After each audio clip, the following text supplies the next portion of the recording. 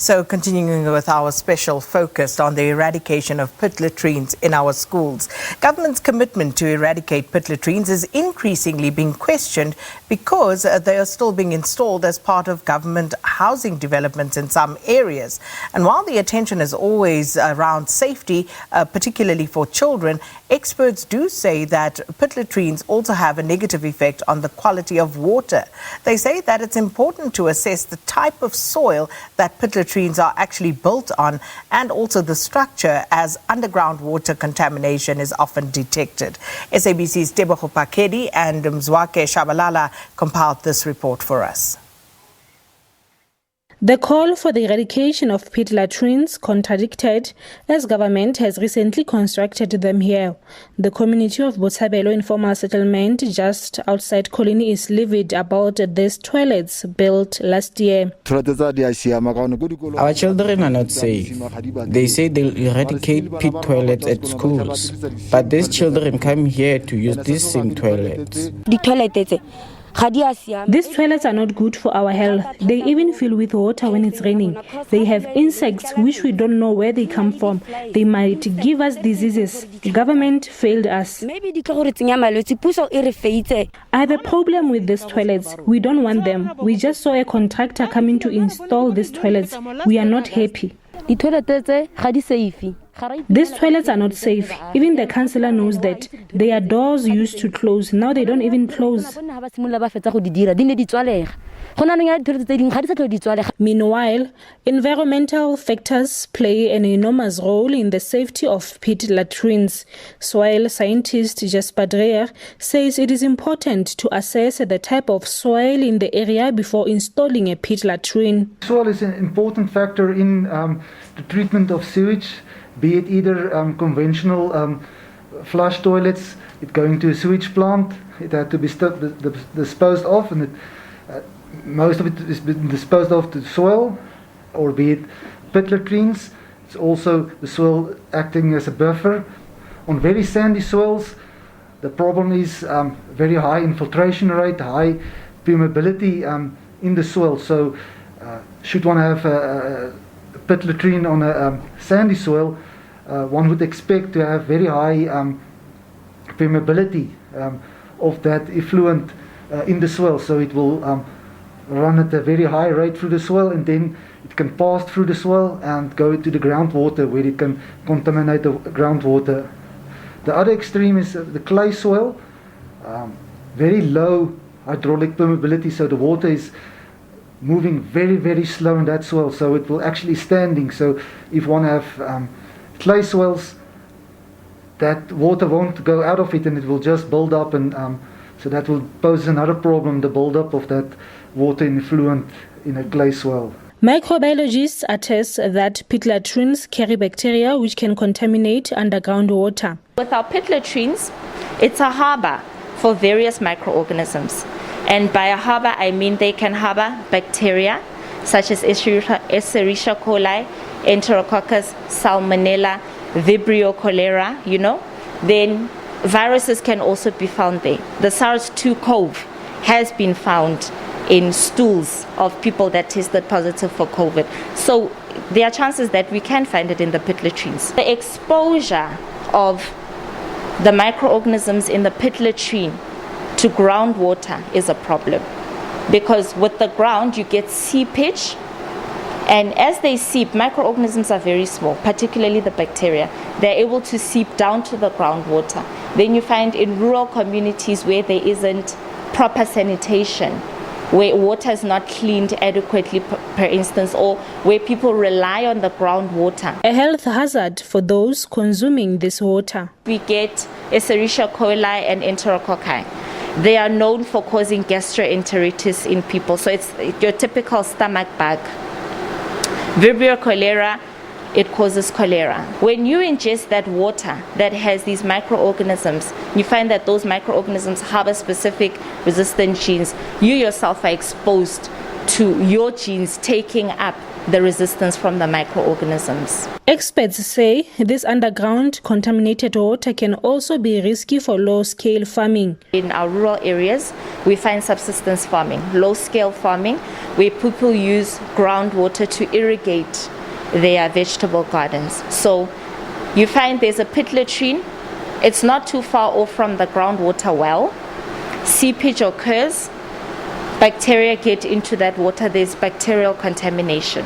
And they use that water to garden or to irrigate their vegetable gardens. Then the exposure of eating those vegetables without properly washing them, or the fruits without properly washing them, then it's a potential threat. While the residents of Botshabelo had hopes for better living conditions, it is clear that the pit toilets they are using are not only unsafe for children, but could have a long-term impact on the environment and their health. Tebogo, Phakedi, SABC News, Kolini. Well, it's been 7 years since the tragic death of 5-year-old Michael Komape, and this caught the world's attention when he drowned in a pit toilet at the Mahlodumela Primary School in Limpopo in 2014. In 2018, Lumka Mkethwa also lost her life after she drowned at the Luna Junior Primary School in the Eastern Cape. And I just want to mention at this point, 2 other children also died, not by drowning in these pit latrines, but because of these unsafe structures that fell on them. And perhaps worth mentioning, Lister Magongwa died in 2013 after the walls of a toilet collapsed on him at Mushi Primary School in Limpopo. And also 6-year-old Siamtanda Mtunu died in 2017 after the walls of a toilet collapsed on him at Dalasile Primary School in the Eastern Cape. And then there was another incident of another 5-year-old, Uratilwe Tilwane, who fell into a pit latrine in 2016 at the primary school in the Northwest Province. He unfortunately was severely injured, but fortunately did not lose his life. So just to put all of this into perspective. Now, after ongoing court rulings and government commitments to eradicate these pit toilets, more than 2,700 schools still have inadequate sanitation, and they still, in some instances, use pit toilets. And earlier this month, Equal Education and Equal Education Law Centre returned to the Limpopo High Court to demand a better plan to get rid of pit latrines in Limpopo schools in support of the Komape case that has been led by Section 27 since 2016. So to talk about the progress made in the eradication of pit toilets in schools, we're joined by Jane Borman, who's the Parliamentary Researcher at Equal Education. Jane, good morning. Thanks for speaking to us. Welcome to Morning Live. Thank you. Good morning. So, of course, this makes for very, very grim reading, and really unfortunate that such young children have to lose their lives over something that perhaps many people would take for granted, having to go to use a toilet just to ease yourself. So the progress that's been made since the Michael Komape case caught our attention, how much progress has been made, and has it been sufficient? So the reason that we are going back to court is precisely the fact that, unfortunately, the progress has not been sufficient. The plans that were put forward by the Department of Basic Education and the provincial education departments aimed to eradicate pit latrines by 2030. Now, obviously, the right to basic education is a constitutional right, and it's an immediate right, which means that learners have the right to basic education now. And as COVID has shown us, insufficient and unsafe sanitation undermines that right. So we need to make sure that the plans are sufficient and that the issue gets dealt with as quickly as possible. So speaking of, I was speaking to the Department of Basic Education spokesperson, Elijah Mhlanga, earlier on, talking about the fact that you've had to go back as civil society organizations to court, looking at these dates for implementation. And he says, well, you know, this is an old matter. So explain to us, you know, what has been happening during these court proceedings. Is it, as he says, an old matter? What exactly is going on at the moment? Well, unfortunately, We obviously would have liked to not have to go back to court. Ideally, the plans put forward by the department would have been sufficient. They would have dealt with it in an urgent matter, but that hasn't happened. So a big issue for us is that the plans that they're putting forward are to have eradicated pit latrines in 10 years. And that's just clearly not, firstly, constitutional, and secondly, dealing with the urgency of the matter. I mean, for one, we understand that there are issues in terms of budget constraints, but there have been countless issues that have hindered the rollout of eradicating plain pitlet toilets, which the department can work around. There's been issues of underspending. There's been issues, obviously, sometimes of state capacity, issues perhaps of corruption. And what we're seeing is that the Department of Basic Education can, if it has the political will, roll out the eradication of plain pit toilets much quicker than it is. So when you speak of political will, because Mr. Mhlanga actually admitted that at this point it is not a question of budgetary constraints. So what seems to be the problem as per your observation on the ground?